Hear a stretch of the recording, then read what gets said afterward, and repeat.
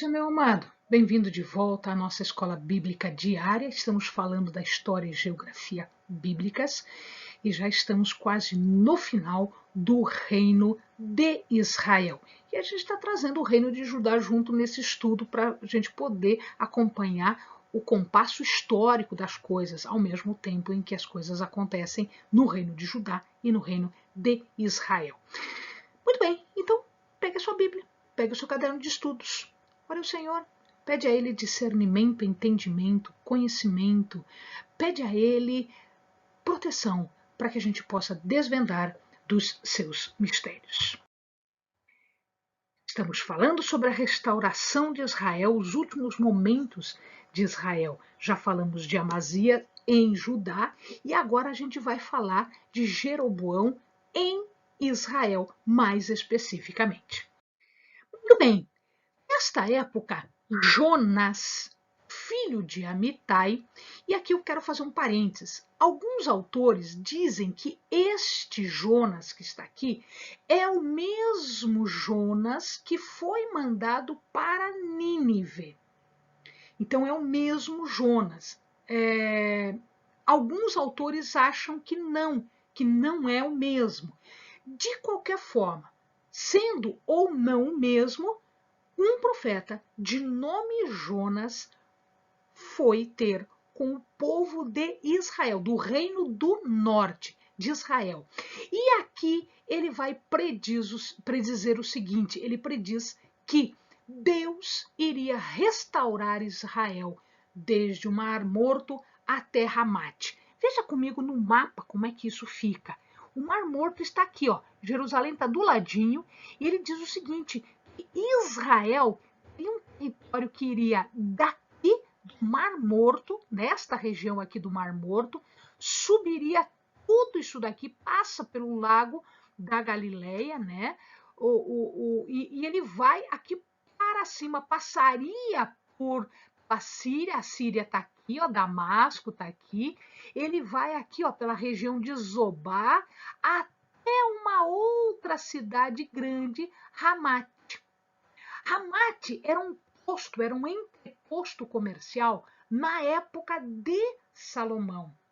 E Zobá, você lembra desse nome porque foi conquistado por Davi em guerra que Davi fez.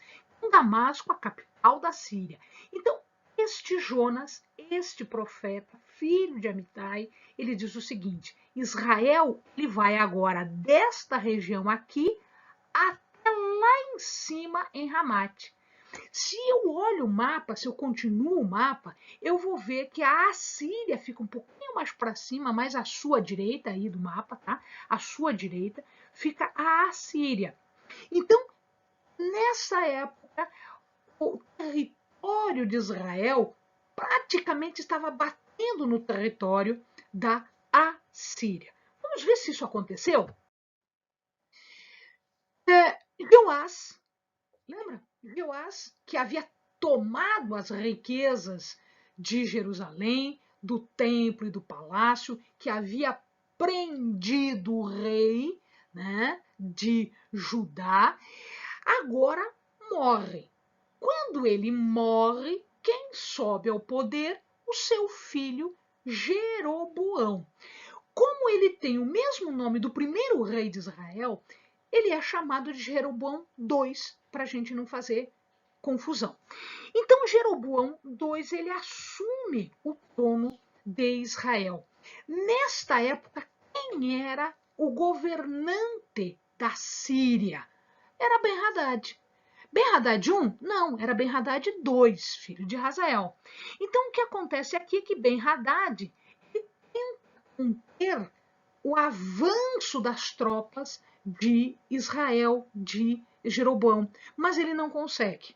Tá? Deus diz que isso não ia ser feito, que Jeroboão ia conquistar, e efetivamente Jeroboão consegue. Nesta época, o que acontece é a fraqueza da Síria. Por que a Síria está fraca, Helene? Por que Jeroboão conseguiu conquistar tudo isso se antes não havia possibilidade? Houve possibilidade porque a Síria já estava fazendo guerra com a Síria e, portanto, eles estavam enfraquecidos. Adad-nirari III e Salmaneser IV. Opa, agora apareceu um nome que a gente conhece. Salmaneser IV já estavam em guerra contra a Síria.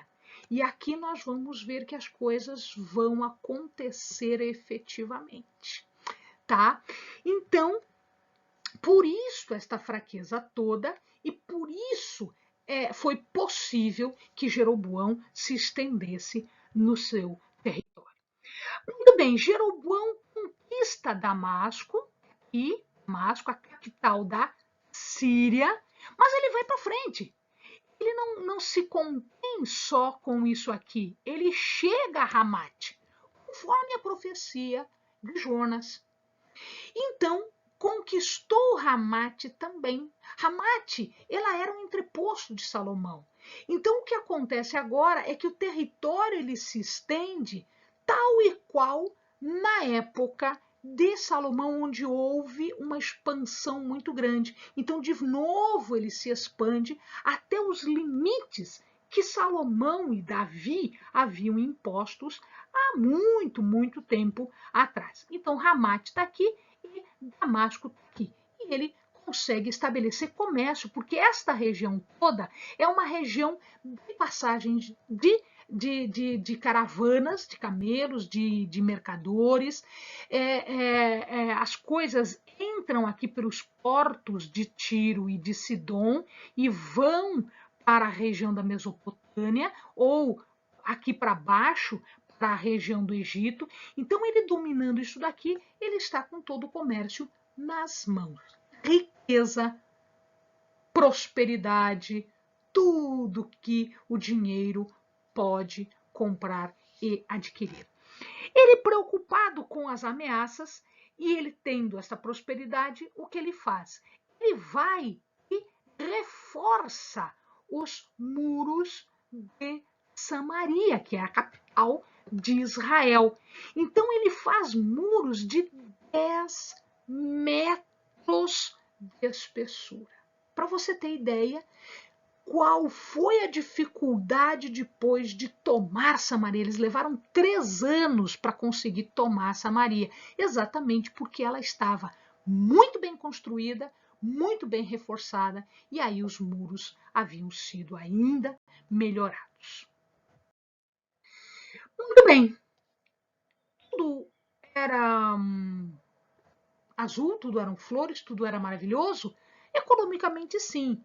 Eles tinham poder militar, eles tinham poder econômico, eles estavam dominando um território muito grande, só que este dinheiro trazia esta prosperidade material, esta abundância material, trazia para o povo um declínio moral, porque eles estavam mais preocupados com o material, com a riqueza, do que com o espiritual. E aí Deus levanta 2 profetas para falar sobre isso. Nós já vimos, volta lá, nós temos um vídeo sobre os profetas, volta lá, veja ali o profeta Amós e o profeta Oséias. Eles estão denunciando exatamente este declínio moral e este declínio religioso, dizendo: vocês não estão sabendo aproveitar a chance e a riqueza que Deus lhes dá. Vocês estão pervertendo as bênçãos do Senhor. Haverá consequências. Dá uma lida lá, amados, e você vai ver que a palavra de Deus, ela se cumpre mais uma vez, tanto para o bem quanto para o mal. Amém? Bons estudos.